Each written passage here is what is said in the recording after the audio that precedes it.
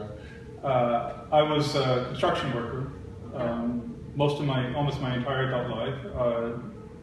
Most of it was pretty intense stuff, framing houses, renovations. I also did marine construction, building wharves and piers. It was physically very intense, a lot of heavy stuff. Yeah. And so in certain ways, I was quite strong. And then I got a job at the university as a teacher at the age of 40, and I was suddenly sedentary. I wasn't active all day. I was. Yeah. So you're like, I gotta get to the gym. I gotta do got something. really good at it until I was literally putting a half a ton, 1,000 pounds on it, and that's what happened. People would be applauding, and you'd be getting. Well, yeah, it was a real ego trip, and I would do that. I did that for a while, and then one day after doing that, the next day I was at work, and I bent over to pick up a nail, off the floor, and my back went out, and I was on the couch for a week. Yeah. And at that point, I finally got the epiphany. The message was that, just how strong are you anyways if you can't pick a nail up the floor? No matter how much weight I can press in that particular machine, exactly how strong are you really? And so I had one of the classes that made a lot of sense to me early on was functional training, which is to train, the broad premise is to train your body the way you use it. Yeah, there's the 5 parts, right? 5 parts. Pushing, pulling. Pushing, pulling, trunk rotation, squatting, or bending over. They both sort of fall into trunk flexion and flexing the knees and extending. And then locomotion, which is walking, running, lunging.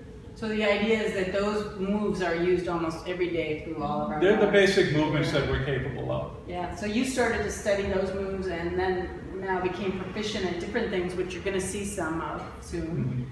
And that shifted how you think about fitness and strength and being capable. So the classic, the typical exercise people associate with the gym sort of isolates a muscle. Yeah.